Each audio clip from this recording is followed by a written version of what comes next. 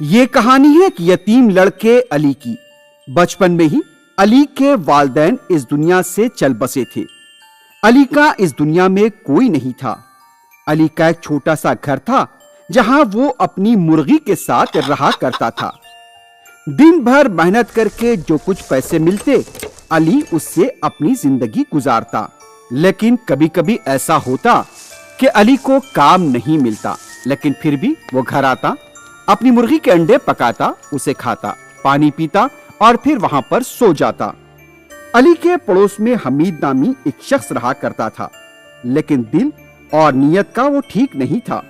اسے دوسروں کی خوشی برداشت نہیں ہوتی تھی۔ علی کو کام ملے یا نہ ملے، لیکن وہ اپنی زندگی میں آگے بڑھ رہا تھا۔ حمید علی کی بے فکری سے حسد کرتا تھا، اور جب وہ اس کی صحت مند مرغی کو دیکھتا تو اسے اور بھی تکلیف ہوتی تھی۔ ایک دن جب علی کام پر گیا، حمید نے اس کی مرغی چرائی اور اسے ذبح کر کے کھا لیا۔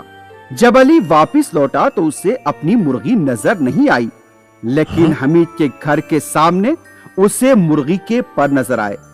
علی نے حمید کے پاس جا کر پوچھا، میری مرغی کہاں ہے بتاؤ؟ ارے میاں، کیا بتاؤں تمہیں؟ تمہاری مرغی سے میرا کیا لینا دینا؟ بلی تمہاری مرغی کو اٹھا کر لائی تھی، میں نے اسے بچانے کی بہت کوشش کی، لیکن تمہاری مرغی بچ نہیں پائی، اس میں میری کیا غلطی ہے؟ آپ جھوٹ بول رہے ہیں، مجھے میری مرغی چاہیے، ورنہ میں قاضی صاحب کے پاس جاؤں گا۔ یہ سن کر حمید ڈر گیا، کیونکہ اسے پتا تھا کہ شہر کے قاضی انصاف پسند ہیں اور وہ جھوٹ کو بے نقاب کر سکتے ہیں۔ حمید کو یہ ڈر ہونے لگا کہ قاضی اسے سخت سزا سنا سکتے ہیں۔ حالات سے سمجھوتا کرتے ہوئے حمید نے علی کو ایک بطخ دے دی۔ مرغی کے بدلے تم اس بطخ کو رکھ لو میاں۔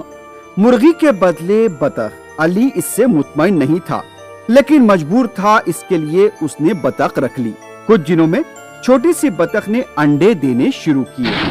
برسات کا موسم تھا، زبردست بارش ہو رہی تھی۔ رات میں ایک ضعیف فقیر حمید کے گھر پہنچا اور دستک دینے لگا۔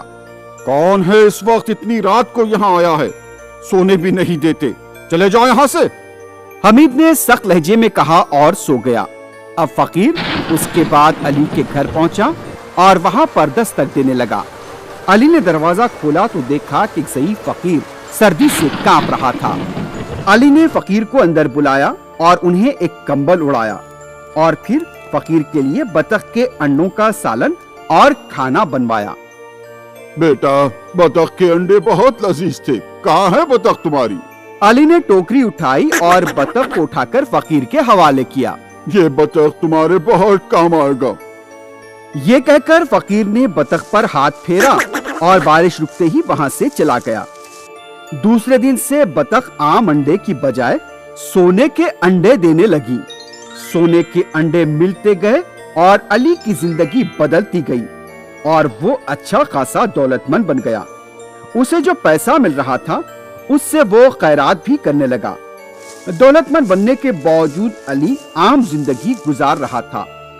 ادھر حمید سوچنے لگا کہ علی کیسے دولت مند بن گیا، دال میں ضرور کچھ کالا ہے۔ اب حمید علی کے گھر پر ہی نظر رکھنے لگا۔ ایک دن علی نے جب ٹوکری ہٹائی اور سونے کا انڈا اٹھایا تو حمید حیرت زدہ ہو کر دیکھنے لگا۔ ارے یہ کیا، سونے کا انڈا بطخ نے دیا ہے؟ حمید کو بہت غصہ آنے لگا۔ حمید نے جب علی سے اپنی بطخ مانگی تو اس نے انکار کر دیا۔ اب حمید اپنے چند ساتھیوں کے ساتھ قاضی کے پاس پہنچ گیا اور علی کی شکایت کرنے لگا۔ یہاں پر آنے کی وجہ جان سکتا ہوں میں؟ کس لیے آئے ہیں آپ لوگ؟ کیا بتاؤں قاضی صاحب، میرے پڑوس میں ایک نوجوان رہتا ہے علی، اس نے میری بطخ کو چرا لیا ہے اور اب وہ دینے سے انکار کر رہا ہے۔ میں کئی بار اس سے کہہ چکا ہوں، لیکن ہر بار وہ انکار کرتا ہے۔ میرے ساتھ جو لوگ آئے ہیں وہ بھی اس بات کے گواہ ہیں، اور وہ بھی آپ کو اس بات کی گواہی دیں گے کہ علی نے میری بطخ چرائی ہے۔ قاضی نے فوری ایک سپاہی روانہ کیا اور علی اور اس کی بطخ کو ان کے روبرو پیش ہونے کی ہدایت دی۔ تمہارے بارے میں شکایت آئی ہے کہ تم نے حمید کی بطخ چرائی ہے۔ علی سمجھ گیا کہ حمید کو بطخ کی حقیقت کا پتہ چل گیا ہے۔ قاضی صاحب، یہ بطخ انہی کا ہے، میں نے کوئی گناہ نہیں کیا، لیکن کچھ عرصے قبل انہوں نے میری مرغی کو کھا لیا تھا اور اس کے بدلے مجھے یہ بطخ دیا تھا۔ میں نے کوئی چوری نہیں کی۔ قاضی صاحب یہ بالکل جھوٹ بول رہا ہے، بہت ہی چالاک ہے یہ دونوں لوگوں نے اسے میری بطخ چراتے ہوئے دیکھا ہے۔ آج رات اس بطخ کو یہیں پر چھوڑ کر جاؤ، کل صبح پھر آنا، میں ضرور انصاف کروں گا۔ قاضی نے یہ کہہ کر حمید اور علی کو وہاں سے روانہ کر دیا۔ بطخ نے قاضی کے سامنے سونے کا انڈا دیا۔